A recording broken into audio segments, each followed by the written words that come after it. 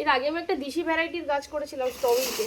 তো যারা তোমরা বলো যে স্ট্রবেরি হয় না, তো তাদের জন্য আজকের এই ভিডিও। এটা প্রায় 15 দিন আগেকার গাছ। এটাতে আমি জাস্ট নর্মাল একটা মিডিয়াতেই বসিয়েছি।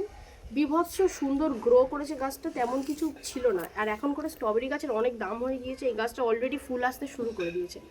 সো এই গাছের একটু বিশেষ পরিচর্যা আছে, তোমরা জানতে চাইলে আমাকে কমেন্ট করো, আমি ডেফিনেটলি বলে দেবো। আর তার পাশে রয়েছে এখানে আরও কিছু রক্তগাঁদা। এই ভ্যারাইটিটা দেখো, এই রক্তগাঁদার ভ্যারাইটিটা একদমই আলাদা। এ দেখতে পাচ্ছ কটা লেয়ার, এই লেয়ারটাই আলাদা। এই ভ্যারাইটির সাথে এই ভ্যারাইটিটা কিন্তু পুরোটাই আলাদা।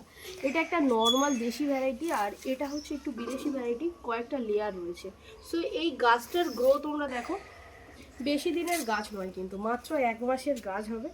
গাছটার গ্রো দেখো, এটা একটা গ্রো ব্যাগে করা, এই 5-7 টাকা নেয় গ্রো ব্যাগগুলো।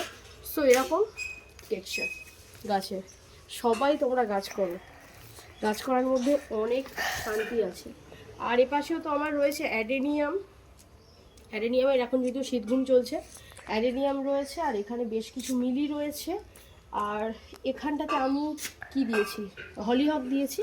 সো এটার যখন ফুল ফুটবে তখন আমি তোমাদের সাথে শেয়ার করব।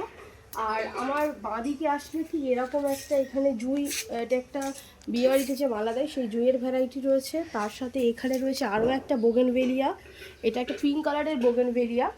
প্রচুর ভ্যারাইটি, মানে প্রচুর ফুল ফোটে এই ভ্যারাইটিতে, প্রচুর ফুল ফোটে। আর তার পাশে এখানে একটা রয়েছে হলুদ কালারের বোগেনভেলিয়া, এগুলোকে আমি কাটিং করেছিলাম, কাটিং করে চারা করেছি।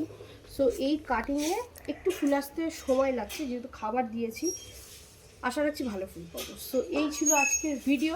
কেমন লাগলো আমাদের সবাই জানিয়ে, সবাই খুব ভালো থেকে সুস্থ থাকো। রাধে রাধে।